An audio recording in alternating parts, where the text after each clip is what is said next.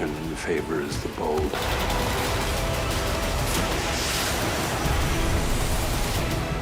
Hey Charlie, how are you? Hey, how are you, Jesse? Thank you for, doing this. Sorry about the bad lighting. Oh no, I mean mine is. We'll go ahead and get started. All right, Really? Charlie Van here with Jesse Johnson. Jesse, first important question: how are you today, sir? Oh, brilliant, brilliant. Thank you very much for having me on. Yeah, no, definitely. I'm excited to talk to you because I did get to see One Ranger. And first, I want to say thank you for bringing the film here in Dallas to the Dallas International Film Festival. Talk about that experience and just how important it is, having film festivals still going on and just being able to show One Ranger there.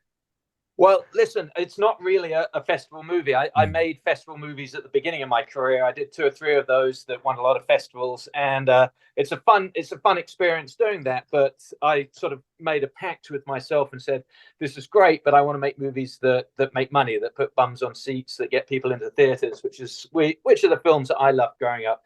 So it was a real surprise and honor, and really quite a cool thing to be invited to Dallas and to open the festival with One Ranger. I was just psyched, to be honest. Now, as you may have heard, going to Dallas with this picture was quite special for me because it was where I started my career as a stuntman. I did, I think, 13 episodes, although I got a residual check the other day that looked like it was a lot more than 13, which I don't know if that's a good thing or bad, of a TV show called Walker, Texas Ranger, Oh yeah. which I actually loved working on. It was one of my favorite sort of calls to go to Dallas to work on that. And then, so returning to Dallas with this film was really quite fun. It was like one of those circular, quantum physics sort of things that happens in life where the things go in a beautiful circle that sort of pleases you when you think about it. The festival is run by a guy that used to work on Walker, Texas Ranger, amazingly enough, and there was a lot of familiar faces there. It was really just a wonderful experience going there.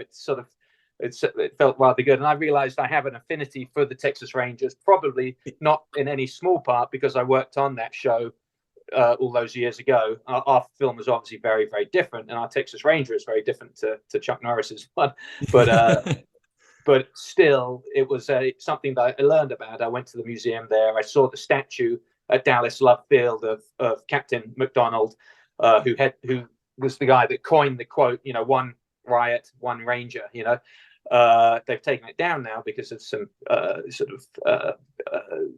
it was actually not of him. It was another ranger who'd done something that was not particularly politically correct, which is a shame because McDonald was was an incredible hero and had a very, very good career. But that title has lent itself to so many different things associated with the Texas Rangers that it seems sort of apt for this one, And at one point the script was One Riot, once it was One Riot, One Ranger, and then it got shortened to just One Ranger, which I think works quite well. Sets us up for a sequel called One Riot, I think. Well, I mean, it does work very well. And I mean, Alex Tyree might not be throwing roundhouse kicks, but he has that Chuck Norris, he has that Walker grit, which all Texas Rangers, carry with them. And what has stood out to you about Texas Ranger culture that separates from other, maybe not just law enforcement, but just as far as characters for you, what stood out and drew you to the Texas Ranger culture? I'm a filmmaker and a storyteller and a dramatist, and there's something innately interesting about a law enforcement group that in the 21st century, who's renowned for their computer skills, their tracking, their internet cyber tracking, as well as their ability to track criminals in the field, which is what they became famous for. But with all of this technology and sort of modern world sort of ability, they still have to wear this uniform, which is basically an 19th century cowboy. The jeans have to be approved, the boots are of a certain type, the cowboy hat is a Stetson, the gun belt is this particular two belt, of a particular style.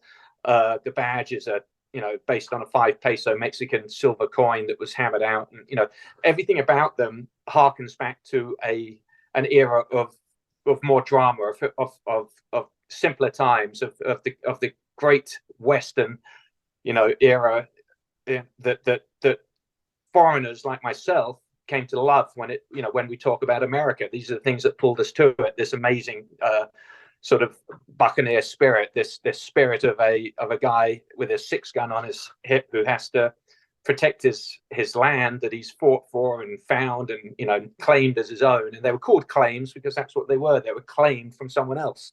You know, they were, whether it was the Mexicans or the Native Americans or other whites that were there that didn't have their title in order. You claimed that land and you hung on to it. You held it. You fought for it, or you died for it.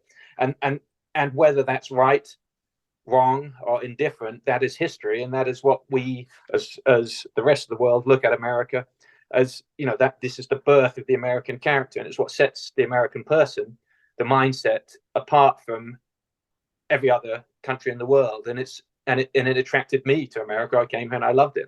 I feel there is that pioneer spirit here, and I think it is still here, and it is very much an American thing. And I think the Texas Ranger, in his own part, harkens back to that and holds on to that with this outfit. And I find that sort of all rather it's all rather synchronistic. It all comes together in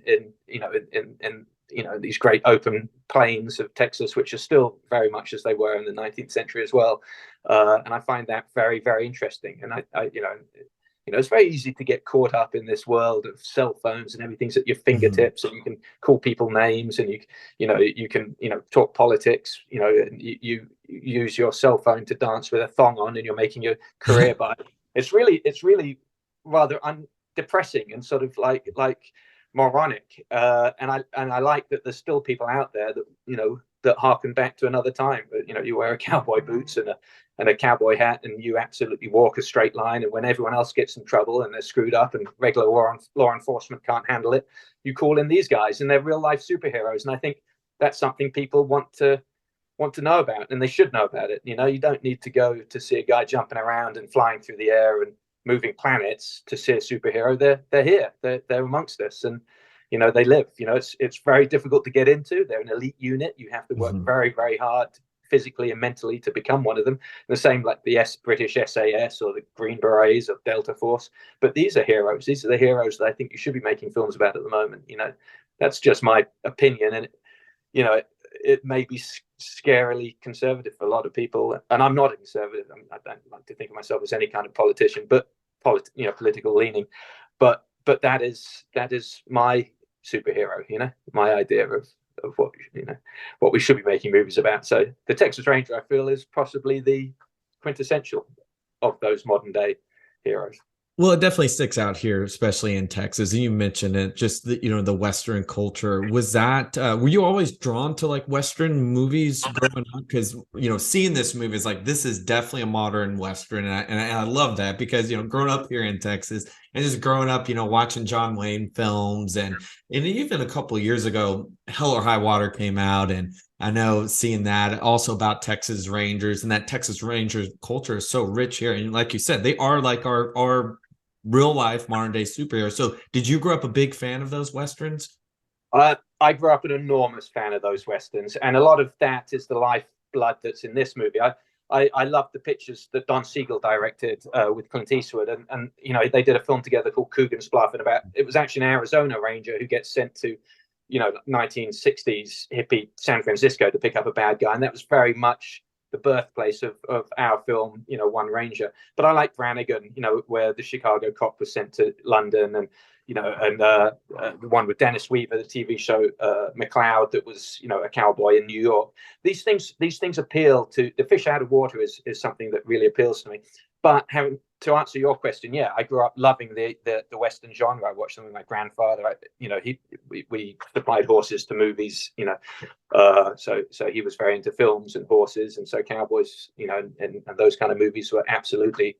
But they are also the birth of cinema. They are some of the greatest films ever made. You look at the pictures of John Ford, 1930, Stagecoach in 39, and Hawks, and Raoul Walsh, and these guys. They came from the silent era into the black and white era making these films, and then into the 50s and 60s. They were great movies. They were fantastic filmmakers, and they defined and wrote the grammar to which films are made to this day.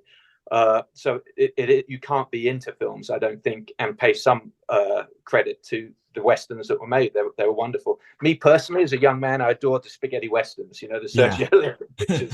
I found them fantastic. I studied them for framing, and and music, and they felt like comic books realized visually on film, and that would come to life because of the way that these dramatic angles from behind the gun as he draws it and shoots it all in the same frame. I thought that was extraordinarily exciting. But again, the Western genre, I think, is something that never dies. When they made Stagecoach in 1939, Ford was warned that the Western had gone out of favor and no one was watching him anymore. This is 1939. Every 8 or 10 years, they say it's out of favor, it's done, it's gone, and it comes back again. It is as American as movies, as hamburgers, as it's baseball. It's very, very much a part of the mythology that defines this country, and I think you have to pay attention to it. So I have John Wayne on the back. Oh, that is awesome. My favorite ending of any movie. How long did that take?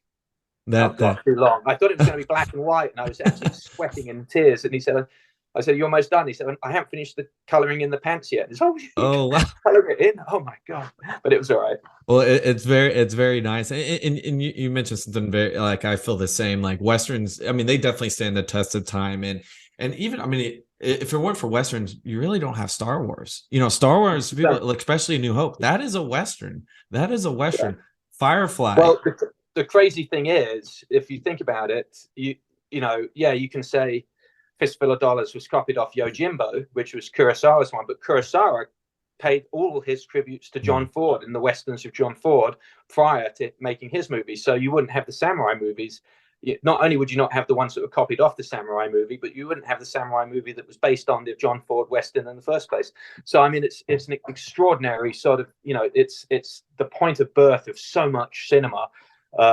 It's really, really quite extraordinary. And I think, it's the simplicity, which isn't simple, that makes it interesting. Like all mythology, guy falls in love, has to battle landowners, before getting love requited. Easy to say, but it's absolutely timeless. It plays out on any backdrop you want. But the West offers it in a undiluted form that's almost Shakespearean. It's the American form of Shakespeare. It's American theater, I think, and you have to pay tribute to it. It was wonderful shooting Thomas Jane on a horse out in the desert. It was absolutely, you have to pinch yourself in those moments with the widescreen camera moving it over dolly track, where they'd shot a lot of westerns at location. So it was really quite a wonderful moment. Now, who is the character Alex Tyree? Who is he based off of? Was there any specific ranger that you were studying? I know you mentioned McDonald, but any modern day Texas Rangers that you got to meet or anything like that was an inspiration for him? No. He was an amalgam of a lot of different characters, and I have to be honest with you, he was an amalgam of a lot of 19th century, 1920s, 1930s, 1940s. I read an awful lot of biographies of actual guys like Frank Hamer and those guys that hunted Bonnie and Clyde, and their turn of phrase, the way they speak, the way they acted, the way they shot, the way they trained with their guns, how they carried their guns. I'm trying to look to see if I have a couple of them here that I could show you, but I like their turn of phrase. They were very, very, closed mouth. They didn't say an awful lot unless they needed to, and I wanted to apply that to a modern character. Now, I've got a lot of flack in some of the reviews where people saying that he talks, like a cliche cowboy character, but the truth is, all of his dialogue was based on actual, all of the so-called cliches were based on actual people talking. None of it came out of my head.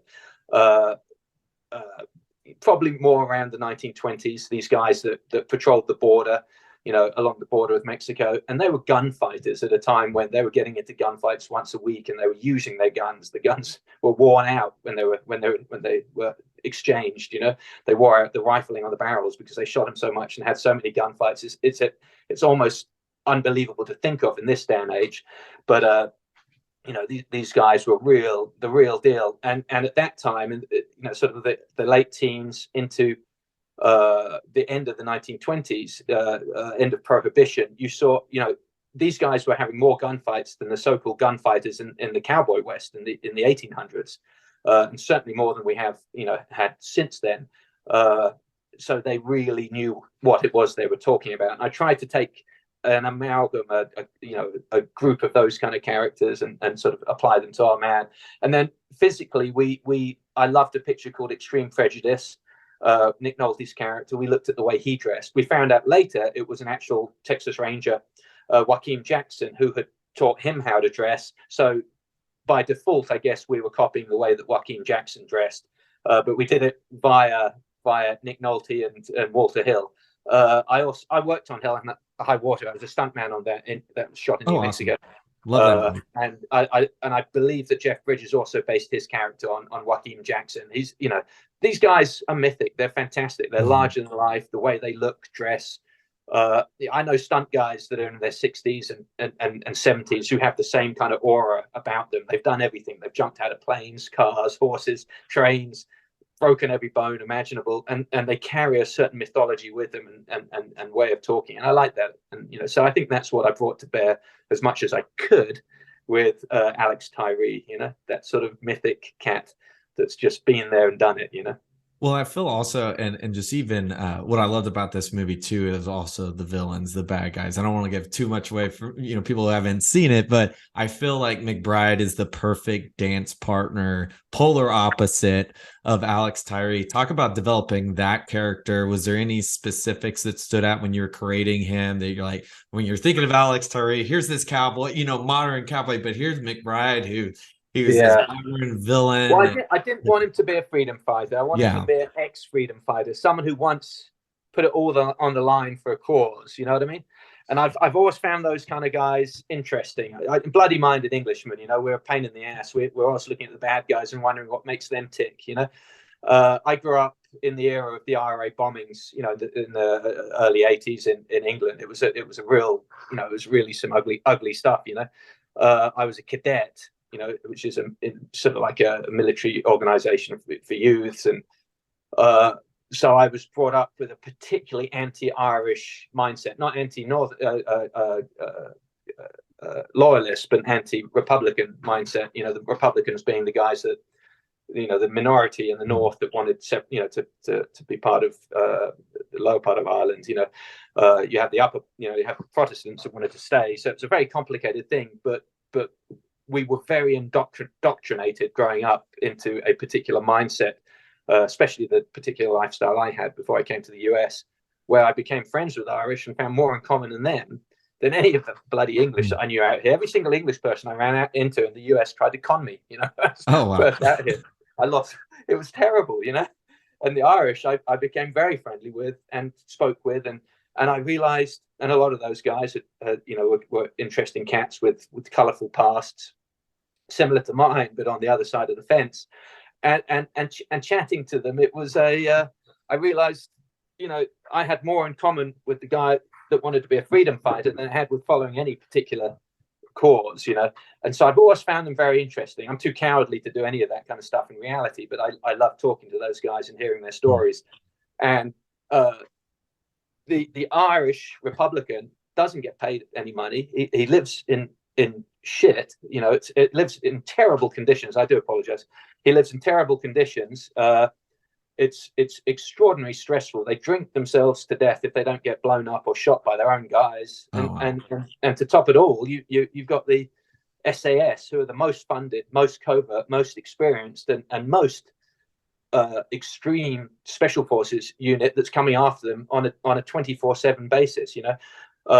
So I just found them very interesting. And most of these guys are fighting with Thompsons from the 1920s, if they've got those, or an old handgun revolver that they've passed around that's been used for 20 different crimes ahead of them. If you get caught with it, you get hit with all those 20 crimes, obviously.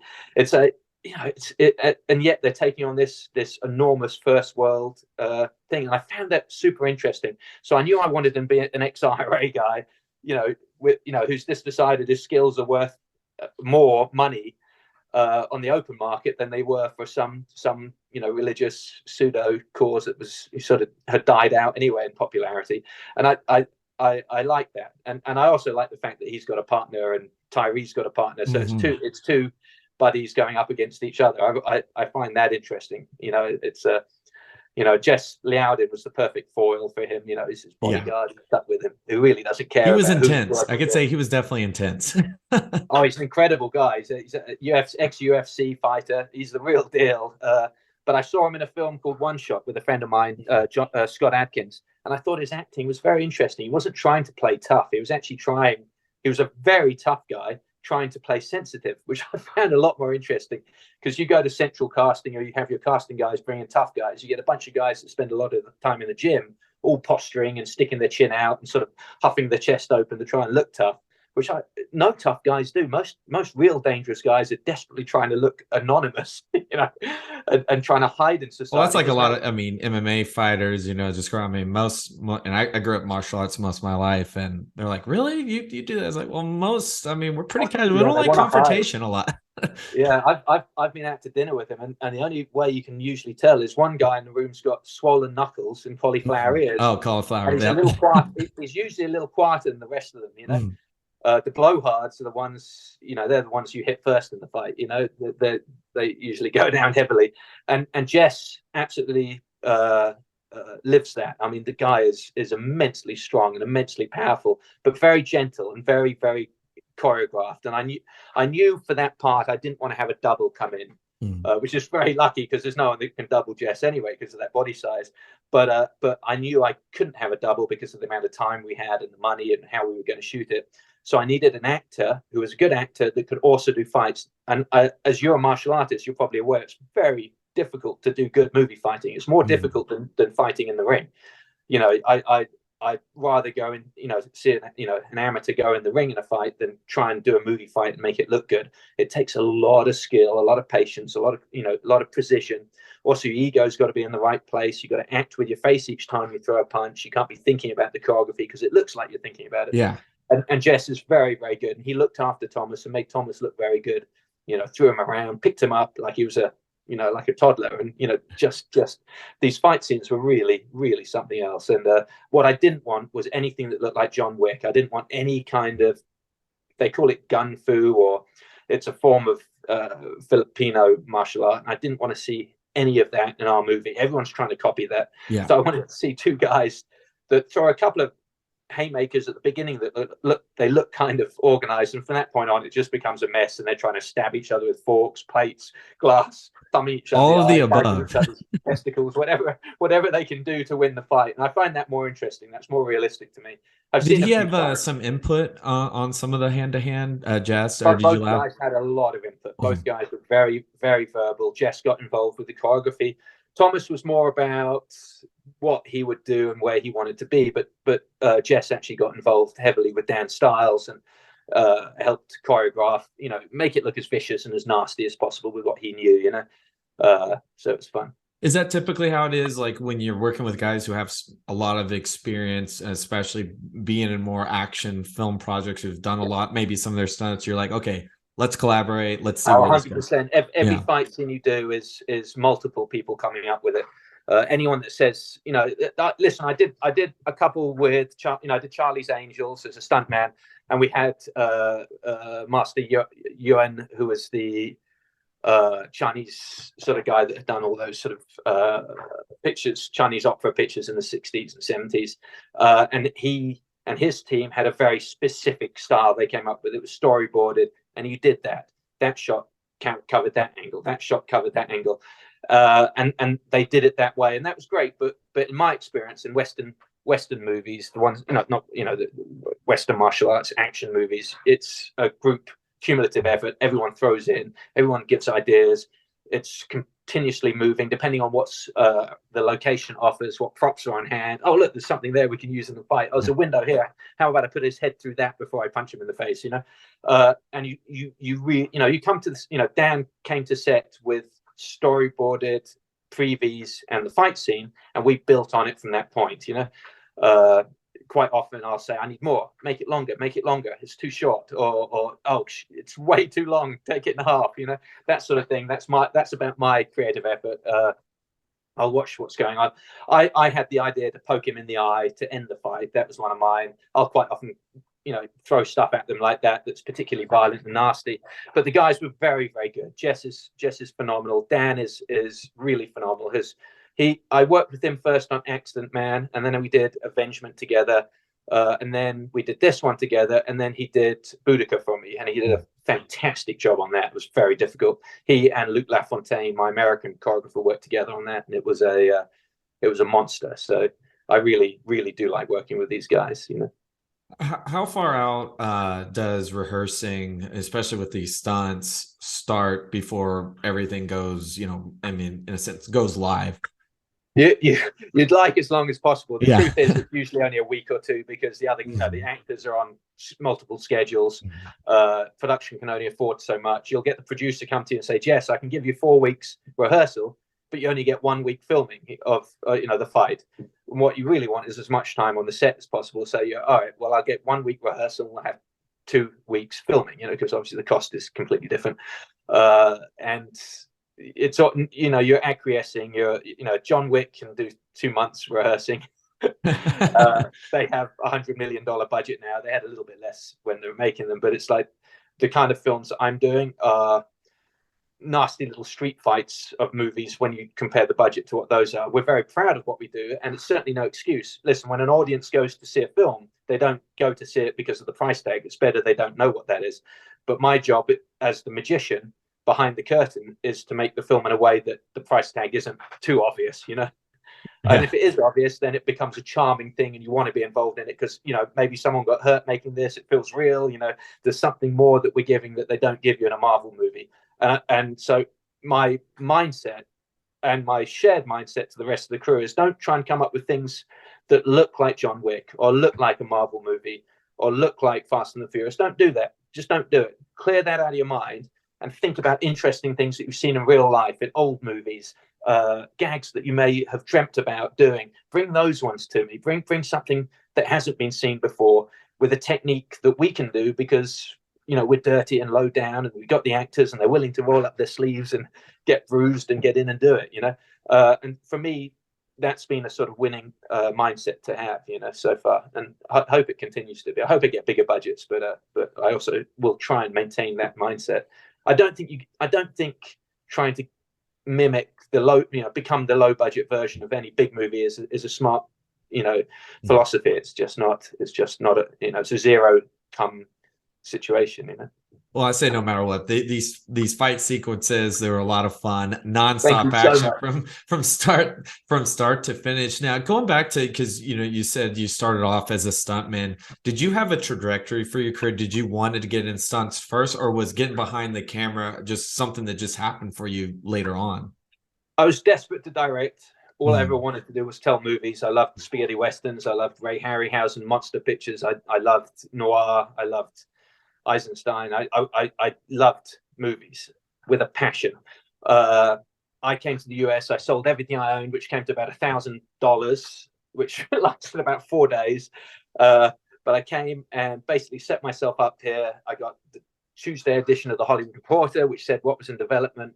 I got the Thomas Guide to show the map of where they were, and I just hit every production office with about 6 different resumes.